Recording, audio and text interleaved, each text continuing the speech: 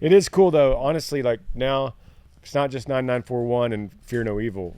We have almost a whole tab of faith. Like you could literally put that on the yeeyeelife.com. He did, didn't you, Parker? Yeah, we have a faith collection. How many are on there? I think it's interesting though that the Grit and Glory was the #1 seller. Like the freedom and like flag stuff is still obviously does well, which is also encouraging because I don't want that part of the business to go away. I was telling Granger sometimes it's easy to just make like overstatements and just be like, all right, patriotic stuff just doesn't sell anymore. Yeah, I think Parker's right. I think 9.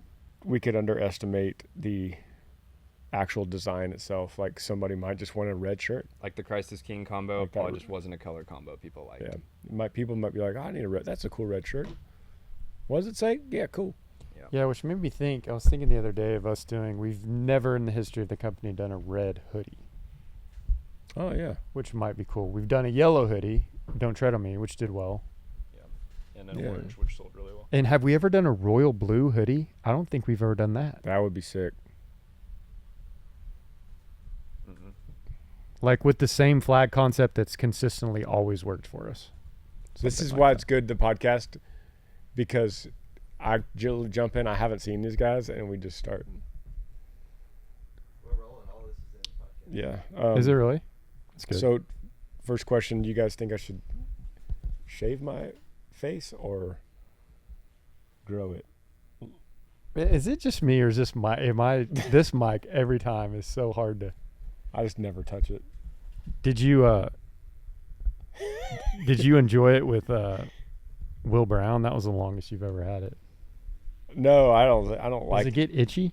a little bit. I just Is there a time of year where it's more popular for? no. Dude, I like actually saw who's that guy? Who's the dude on Matt Walsh. Matt Walsh. I saw this stupid clip of him, and he was like, "Every man should grow a beard." I don't know one example of a single man, no matter how well you think you grow your beard. I know one example I can't. of anyone I can't. that looks better without a beard. He's not wrong, but I literally can't grow a beard. I don't grow it right here. I was kind of mad when I saw that, and then I started growing one. And then Man, I remember. I don't know if y'all knew. I don't know if y'all know this, but I remember telling Dad. Mom would probably remember, but I like wanted to pay him like give him something if he grew a mustache, and he never did. I was like, please, because like he used to have one and it looked really cool. yeah, especially if it was gray, like it'd be cool. Big old gray mustache. Mm-hmm. So, what do you think, Shay? You know, I think it looks good like that. I wouldn't let it get any longer. just keep it about this length. Do you ever shave with a blade? No, I do have a razor that will go skin close. And you but- just do that and then let it go 2 weeks and then do that. No, I typically do like a sideburn razor just over everything, so it's like stubble and then just let it go. About a week.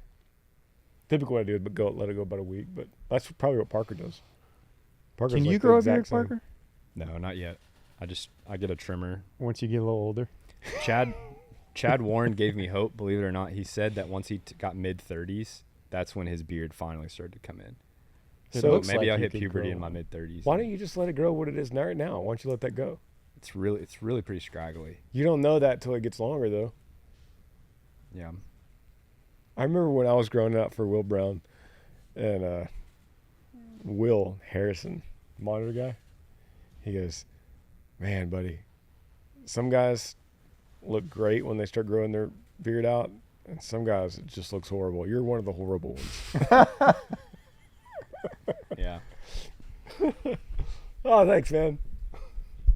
He does have a great beard though. Yeah, Will has a great beard. I feel like a lot of times people grow a beard because they're like trying to hide their face, though. So there's also something about just being clean cut. It's almost like you're not hiding anything. Yeah. Because sometimes I look at a guy with a beard and I'm like, what do you actually look like? What are you hiding? What are you hiding under there? Seriously, you don't really know it's they're hiding under just like this like big fur ball, and you have no clue what their face looks like. That's funny. Will's another one. I don't know what my obsession with people like, hey, you should grow a beard or mustache. I told Will, I said, I'll give you. It started at $100. I'll give you $100 if we go to, when we're on the road one time. Let's go to Walmart and get some Just for Men, and just because he had really long, like down to here, gray hair. I was like, let's just do it black. That'd be sick, man. He was like, no way, and we negotiated. We got up to like $5,000, and I was like, no, I can't do it. You were gonna pay him to let Not only pay him $5,000, but he was like, I want you to pay me yearly $5,000 or something. Tyler's done that with everybody though. He used to do that on the road, like I'll give you this amount of money, and it would usually get pretty high. But Tyler, you'd never actually lose, as far as I know. Yeah, nobody would ever do it. Like I would legit like want them to pay you. You know, I did that with Lincoln one time. You remember? I said, if you cry, there was like a culvert going under a road. It was under our road, actually. And it was just a narrow culvert, really long, like a pipe, And I said, will you crawl through that? And he looked in there and he's like, no way. And I said, I'll give you $100 if you go all the way through. And he goes, okay. And he got down and started doing it. And I was like, man, he went all the way through that culvert. And that's cool. On his on his elbows and knees. And he got back out and he's like, okay, Daddy. I was like, all right. Straight up $100. I randomly saw Dad do something similar on Instagram. Came up on my algorithm where he lived somewhere really cold and their pond in their backyard was frozen, and he drilled out 2 holes literally 3 feet from each other, and his challenge was for them to go in the water through the hole and then out the next one. And he did it with all his kids, and they all did it, and he had a rope tied to him, so like he easily could have saved them. I think I saw that too. But same, I don't know, I mean that's pretty ballsy for him to do that, but with your children. But he was teaching them the same lesson that you were. Like, face your fear, do it. Dad's got you. Trust me, you're fine. You think you'll be doing that stuff with David? Bribing him to go do stuff? It's so hard to think of your little son now, David, as the heart of the man that he is, but it's in there. It's crazy to think. I tell Amber this all the time with Maverick. I was like, in him is the seed of a man, like a full-grown man. It's just the seed, but it's in there nonetheless with him and Lincoln and David as well. In David is the seed of a grown man with a personality and an ambition. And what do you mean by that? Like, if the Lord lets him become a man? Well, of course that. But what do you mean by seed? But like potential of what he can be? I guess you can call it a potential. But sometimes when you're talking to Maverick, it's hard to remember or to understand that although he's 3.5, he has the seed of a 40-year-old man or a 50-year-old man or a 30-year-old man with his hair color and his voice and his level of confidence. It's all that is programmed in him already. The seed of it, of all the things that he will be, his ambition, his introvertedness or extrovertedness, his talents, his gifts, his compassion, his strength, his bravery. It's all compact into a seed in him. And you could see him as this little kid, but most of our life, Lord willing, most of our lives will be talking to Maverick as an adult man. Mm-hmm. Most of our lives will be talking to David as an adult man. Mm-hmm. When do you become a man? An adult man? 20? I don't know. 18? So... Will it, though? 18 years from now. I mean... So David will say, 16 years from now, David will be there. And then so I'll be 60. So if I have 20 more years, then most of the time I've known. Let's be honest, none of us are living that long. Yeah, 61. Paul was 80. Paul was 82. We would have to live 40 more years. Right, so that's 50% then. 20 years with them 0 to 20. Yeah. And then 20 years till we die. Granger, you're 44. 5. You're 45? Yeah, 85, dude. There ain't no way. There's a way. I'm 16 years younger than Dad when he died. Mm-hmm. Is there like a certain benchmark that you're worried about in terms of age? That's just Not like really at- weird. I can't not at imagine all. being in the mid 40s. Not at all, man. I'm much more alive at 45 than I was at 30. Amen. Well, that aside, is that what you mean No, by everything believer? aside. Everything aside. I whoop my 30-year-old butt. In what way? Physically, not Physically- spiritually. Obviously, that's obvious. Spiritually, mentally, physically. Well, I don't know if I could like run as far as my 30-year-old self, but I could probably bench more. Definitely a lot smarter, that's for sure. 15 years ago would have been 2011, 2010. 2010 is when I got married. So I was in high school. I was thinking the other day that it's been 11 years since Dad died, and you guys were about my age then. It's just weird how time goes by fast. One more thought on time. When Granger, you were talking about David, like the seed of a child, like that seed, like the sense that they will be an adult, like is in them. I think that kind of helps with your parenting too. Yeah. To parent with that forward mindset Yes. rather than to just cater to the year and a half year olds. It helps you say no Exactly. to those things, and like in the book of Proverbs, like to exercise discipline and good authority because you love them, because you're seeing them as the 18-year-old. That is, Yeah. you see them as the defiant 18-year-old, right? Because right now it's the cute defiance of saying no, but it's a lot scarier when they're a teenager. For sure. Do you think that with a puppy? It might be cute when a dog does things as a puppy, but then you think in 2 years this is not going to be cute. Yeah. I heard somebody said one time that what if you knew your time travel or something, you knew your son or daughter, I guess you could say, but we're speaking about our sons. You knew your son was going to be the president of the United States in 50 years from now. What if you knew that? You would do things differently in the raising of that child. You'd put different literature in front of them. You'd put different diverse cultures in front of them. You would teach, right? If you knew this child, David, is going to be the president of the United States in 50 years. But then when I heard that, I thought, well, as Christians, we're heirs. All of us are co-heirs to the kingdom, co-heirs with Christ. And you should think the same thing. We should always think if this child is a co-heir to the kingdom of God, I need to be raising this child a certain way, saying no You're to saying certain if things. the child is, well, you can't tell if the child's a believer yet until. Doesn't matter. You wouldn't raise them like they're not a believer, so you would assume this child is going to be a co-heir of the kingdom, so I'm going to raise it like that. Man, you say assume, yeah, and I get what you're saying, but it's like there's so many people that I hear about that are like devout, like the John Pipers of the world, that it's like, please pray for my kids because they're not believers, which is crazy. Yeah, but I think Gridger's point is that like that doesn't mean you don't parent any differently.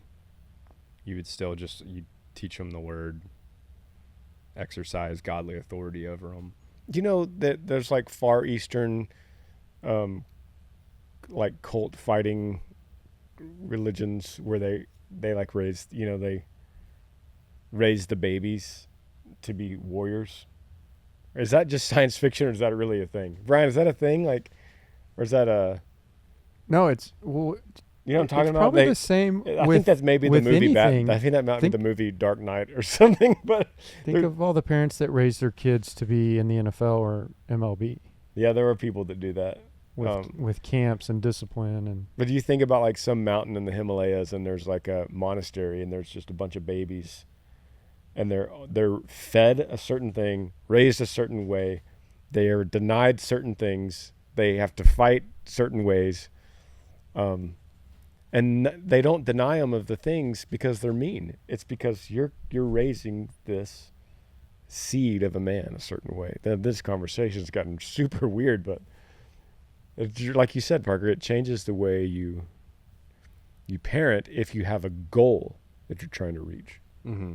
It helps you say, no, you're not going to eat that ice cream, or you're actually not going to play with that kid, or you're actually not going to go to the school that you want. I'm putting you in a certain school. Yeah, it helps me to think about David as like the 32-year-old looking back on his childhood as he has children, and he has, because like that's what he's going to reflect on the way he was parented, and he'll know whether it was right or not. Because in the time when you're a kid, you're given all this stuff. It's good, but that kid's going to grow up and is going to know whether that was actually. Yeah. You have to get them to age 4. Remember, Jordan Peterson used to say, I think he's correct on this. It's the age 4. You have to, where you are with David, you're aiming right now at age 4 that they have to be socially admirable by the age of 4. They have to be socially wanted, desirable by the age of 4. And if they're not, it's a tremendous setback to the child. You know what you should do? I saw something the other day or read something. I was like, man, we should try that with Lincoln, where this dad, when he was, I think, 8, starting at 8 years old, whenever they were at a restaurant, the dad would say, all right, Lincoln, you're ordering from the family. You look the waiter in the eye and you ask for his name and you say his name like every other sentence when you're communicating with him. I was like, man, I think that's great. That's what I would want to do with my kid, because if you think about it, the dad always orders, or the mom. Huh? You gonna have a kid? I don't know. But think how like character building and communication that would teach a child at 8. And Lincoln's, 10 or 11? So he'd be perfect now. Yeah, to be like, Lincoln crushes hey, it. Lincoln, look at the waiter, ask him his name, look him in the eye, and order for the family. This is what we want. Yeah. We were at a funeral yesterday, and I saw like just how he already shakes hands, looks in the eye.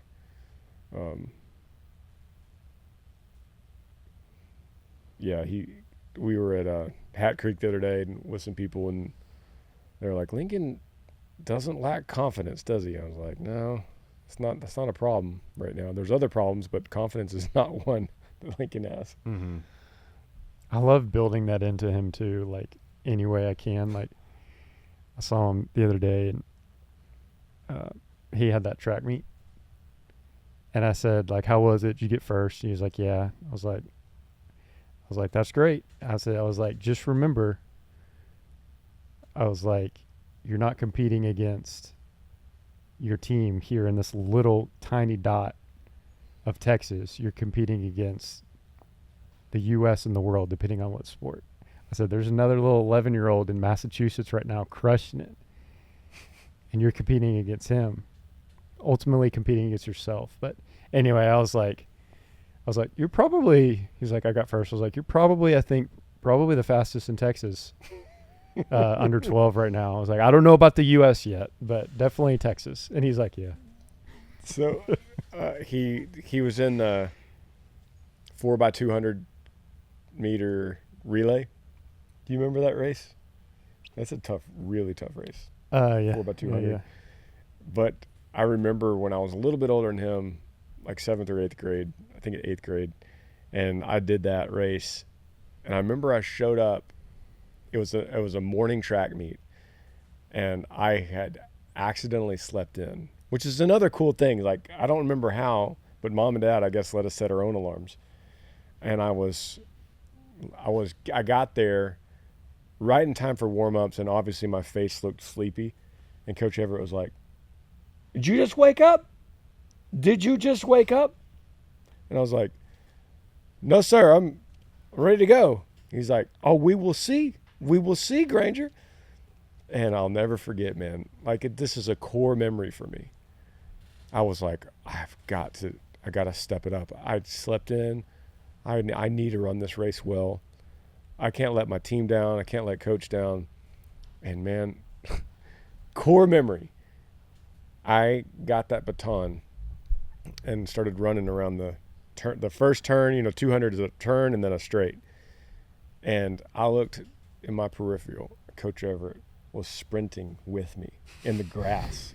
Come on, Granger. Come on, Granger. Come on, Granger. Run, run. And he would get a little bit ahead of me, and I was just like. Is he a black coach? Yeah. I love Coach Everett, man. Believer, too. He was jacked. Believer. And that whole straightaway, he sprinted the whole thing right next to. I'm in the track, and he's right to the left in the grass.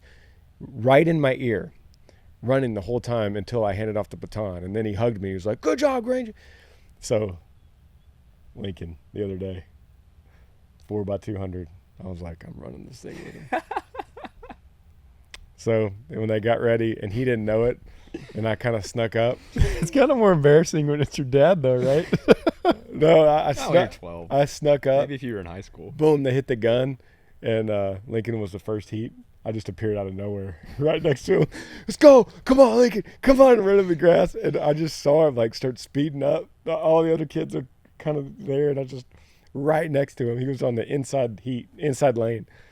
And but then I noticed that everyone in the infield was like, who is this crazy dad? But I didn't care. And Amber was like, hey, that was a really special moment. I was a little tired after that. Yeah, I bet. Each year Lincoln's gonna get faster and faster. Yeah, it's true. Do you guys think that with the state of, I didn't really realize the state of schools, even in Texas, kind of going woke, even with gender neutral bathrooms, teaching critical race theory, pushing homosexuality. Do you guys think that we'll be able to trust public schools with our kids, even in 5 years? Certain ones, yeah. I mean, you're going to have that leak into any school, but certain ones that you guys probably aren't thinking of, or that have always consistently been conservative leaning, Christ centered. I don't know anymore. I'm 100% against public schools now. Really? Yeah, I'm all out. I don't trust a single one. And that's not, I'm not trying to push my opinion on anyone. I just think there's no way. I don't think I disagree with you. I think I'm right there with you. It's if we're training the kids like we talked about the first of this conversation. I'm saying if you have to go to public schools, there's some that are more conservatively and biblically driven than others. Yeah, I don't know about that part, biblically driven. What public school is biblically driven? Well, let me rephrase it. Coming from the families that go to that school. Not coming from the school. Amy made a good point the other day. She was just like, it's a big. She's like, I just don't want to understate the commitment and how big of a deal it is that I'm giving my son to be under the care, authority, and teaching of somebody for the entire day, for an entire year. I'm dropping them off. Crazy. They're gonna be under your direct teaching, influence, everything you say to them every day for 7-8 hours every single day. So I better agree with what you're teaching them, and I better know what you're teaching. And the chances are, as time goes by, even down here in Texas, that they're going to be getting stuff that is really harmful. We were probably getting that too, but it's a completely different. I think we were the last golden era of growing up in the 90s and early 2000s. I think it's funny too as you say this, and I'm looking at you, and the people listening can't see you, but you have a belt with a holster, and in the holster is a 50 cal. It's a 50 cal cartridge. Yeah, I'll show it to you. Why is that in there? Did you call the 50 cal Beretta or something in the last video? Yeah. Sometimes I just talk when a camera's on, and I'm like, I know it's called a Barrett. We called it a Barrett in video games my whole childhood, but for some reason I called it a Beretta 50 cal and just got absolutely destroyed. But yeah. The reason I have a 50 cal round in my holster is because I lost my knife, and I just saw it one day and put it in there, and then people thought it was really funny, and so I just kept it.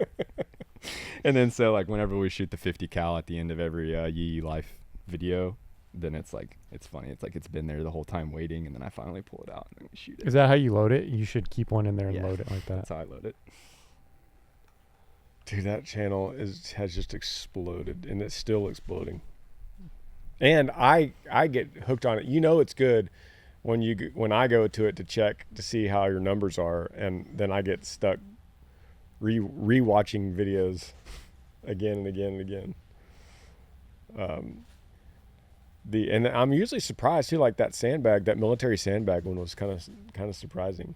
Like The results are that it got so many views. the results. Oh, yeah. It held off every caliber. Yeah. It's been really interesting to see what kind of stuff stops what. But yeah, man, the sandbag and the telephone pole. So It's crazy too. where are you getting this stuff? I know that's a major question, and I actually don't know. Like, where'd you get a telephone pole? Facebook Marketplace. Where'd you get an airplane door? Facebook Marketplace. Somebody selling an airplane door Zach- on Facebook Marketplace. Zach has just traveled all around Texas talking to these sketchy Facebook Marketplace vendors. And yeah, it's like the perfect time to start a YouTube channel for this kind of stuff because of the invention of Facebook Marketplace. Because like you couldn't get your hands on stuff like that 10, 15 years ago unless you were at like some random garage sale. But yeah, people just list the most random stuff now. He got a fire hydrant, like a perfectly intact, sweet fire hydrant that we're going to shoot this week off Facebook Marketplace. We've got the telephone poles, airplane door. He got an old F-150 door. He got the Tesla Cybertruck door. So what's happening to all the junk afterward? He just actually took a huge load to the dump. Okay. Yeah. But yeah, it was getting pretty bad down at the range. Yeah. That's so crazy. Yeah. Fire hydrant. I can't wait to watch that one. Nothing stopped the 50 cal yet, right? The anvil did technically. Really? It was a little anvil, and I kind of shot underneath it, but it did technically stop it. Yeah.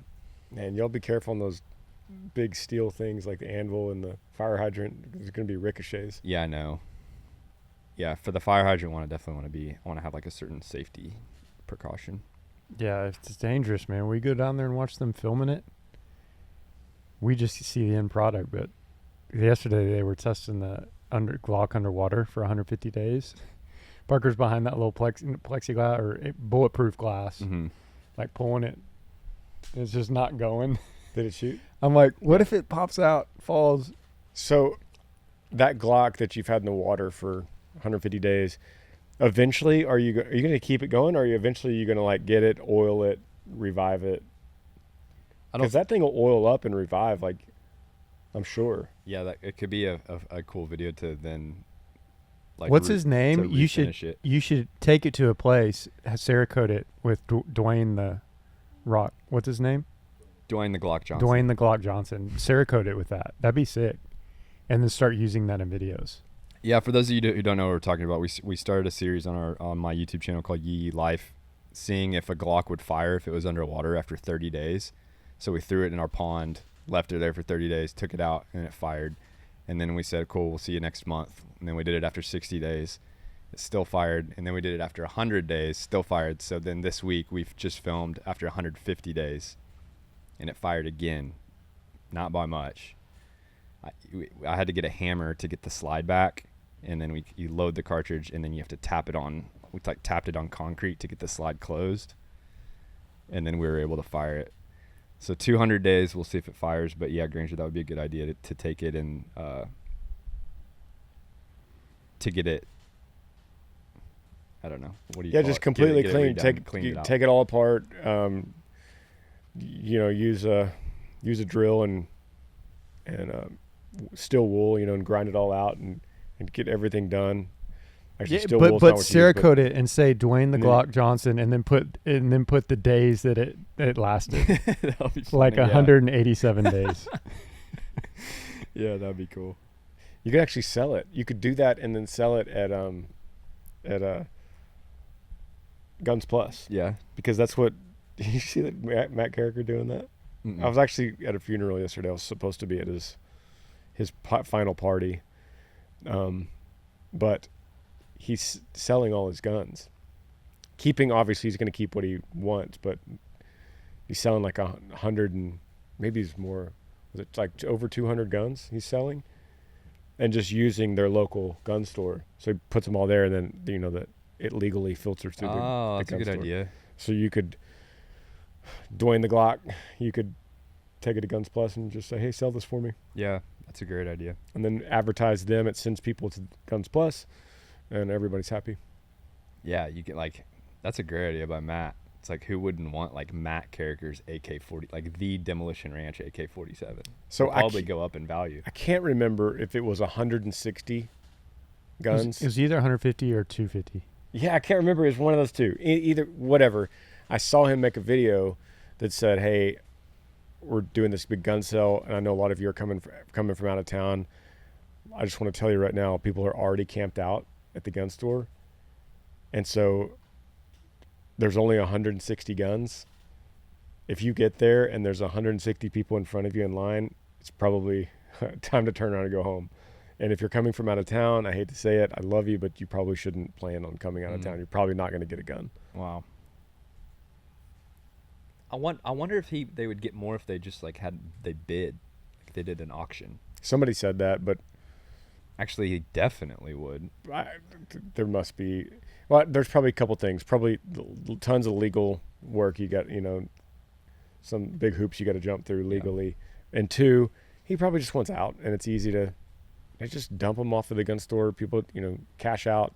You're good to go. You know what else would have been awesome is if he like auctioned them off for charity, and like he donated them to different charities. Yeah, man, what's up with that? Were you just keeping it for yourself? Like, no, I'm not hating on it. I'm just kidding.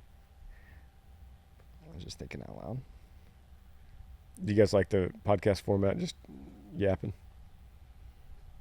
Does it make you nervous that we haven't had a single agenda to talk about, but we've talked? No, it's made Tyler nervous. Oh, that's right. You're Not having an agenda. I was okay. Yeah, I have to hold it over here. Balance it out. That's actually all we have today. I'm gonna go shoot some golf balls. See how far they go. With a gun. Cool. Thank you guys for listening, and we'll see you next week. Yee yee.